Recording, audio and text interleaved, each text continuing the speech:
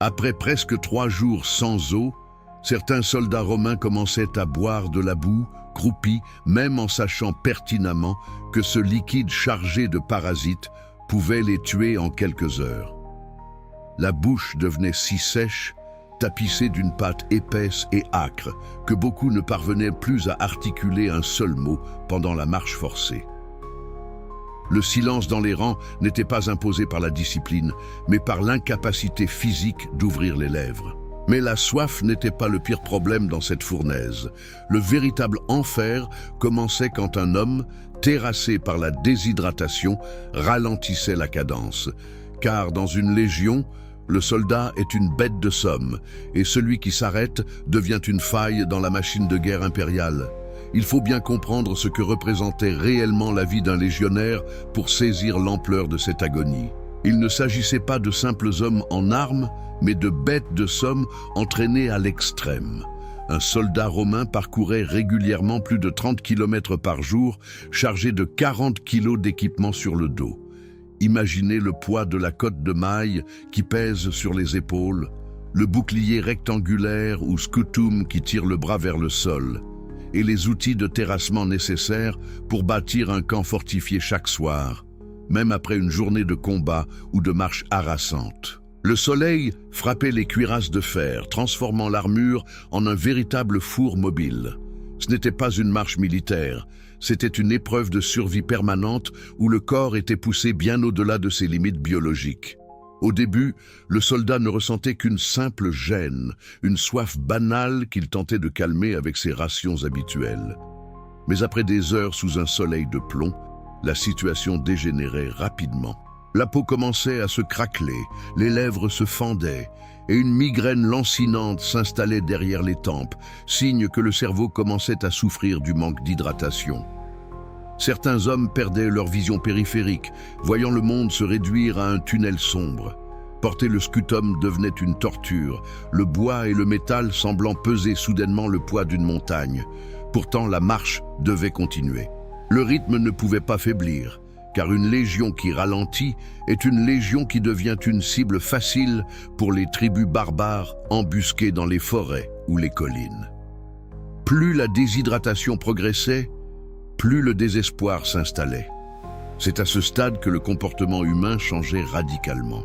Des soldats, pourtant aguerris et endoctrinés à la discipline romaine, finissaient par quitter les rangs pour se jeter sur des flaques d'eau stagnantes, infestées de larves ou de matières organiques en décomposition. L'instinct de survie prenait le pas sur la raison. Ce n'était plus une question de tactique ou de gloire, mais une lutte purement animale pour maintenir un semblant de vie dans un organisme qui s'effondrait. L'épuisement mental suivait de près l'effondrement physique, rendant chaque pas conscient, chaque respiration volontaire. Il existe pourtant un détail que presque personne ne connaît sur ces hommes. Une astuce qui leur permettait de tenir un peu plus longtemps là où d'autres auraient succombé. La posca. Avant de partir en campagne, les soldats romains prenaient soin de mélanger de l'eau avec du vinaigre dans leur cantine en cuir. Parfois, ils y ajoutaient des herbes sauvages ou une pincée de sel, créant une boisson aigre et âpre. Ce mélange n'était pas un luxe, c'était une nécessité médicale et tactique. Le vinaigre servait à masquer le goût répugnant de l'eau croupie transportée dans des outres en pot, mais il possédait surtout des propriétés antiseptiques qui réduisaient, un tant soit peu, les risques de maladies intestinales. Pour le soldat, la posca était le dernier rempart contre l'infection, un liquide acide qui donnait l'illusion de la fraîcheur. Mais quand la posca venait à manquer, quand le dernier fond de vinaigre avait été bu, la réalité reprenait ses droits avec une brutalité absolue. C'est ici que l'on comprend pourquoi les légions étaient craintes à travers tout le monde antique. Ce n'était pas seulement leur armement ou leur tactique qui faisaient leur force, mais leur capacité à endurer l'inconcevable. Après 3 jours sans aucune source d'eau potable, la formation commençait à se déliter. Un homme qui tombait était parfois laissé pour compte par nécessité, car s'arrêter pour aider un camarade, c'était risquer de ralentir toute la cohorte et de condamner tout le groupe. Ce niveau de pragmatisme cruel était le véritable moteur de la survie romaine. Le climax de cette épreuve imposait une décision de vie ou de mort à chaque instant. Imaginez-vous en pleine marche, la gorge fermée, le sang devenant épais comme de la mélasse sous l'effet de la chaleur, et la peur que chaque pas soit le dernier. Le soldat romain vivait dans cette tension constante. Il voyait ses compagnons s'effondrer, les yeux révulsés, la bouche écumante, sans pouvoir leur offrir plus qu'une goutte de Posca tiède, si tant est qu'il en restait. La discipline romaine n'était pas seulement une obéissance à un supérieur, c'était une discipline du corps, une capacité à ignorer les signaux de détresse envoyés par son propre cerveau pour continuer à avancer, à combattre et à construire. C'était une machine faite de chair et d'acier, alimentée par la volonté de ne pas mourir dans la poussière d'une terre étrangère. C'est peut-être exactement pour cela que les armées romaines terrorisaient tant de peuples à travers les siècles. Il ne s'agissait pas d'hommes ordinaires, mais d'êtres humains qui avaient appris à repousser les frontières de leur propre physiologie. Ils ne dominaient pas seulement par la force des armes, mais par leur invraisemblable résilience. Avant même de rencontrer un seul ennemi sur le champ de bataille, le légionnaire avait déjà gagné sa plus grande guerre. Celle contre la fatigue, contre la soif et contre son propre désir d'abandonner.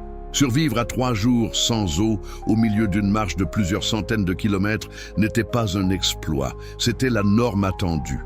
Le soldat romain n'attendait pas la mort, il la défiait en marchant. Chaque goutte de Posca était un acte de défi. Chaque pas était une victoire sur la déshydratation et chaque camp construit à la tombée du jour était une preuve que, même au bout de l'enfer, la discipline romaine restait inébranlable. Ces hommes, poussés par une rigueur implacable, ont forgé un empire non pas sur la facilité, mais sur le refus catégorique de s'avouer vaincu par les conditions les plus extrêmes qu'un humain puisse endurer.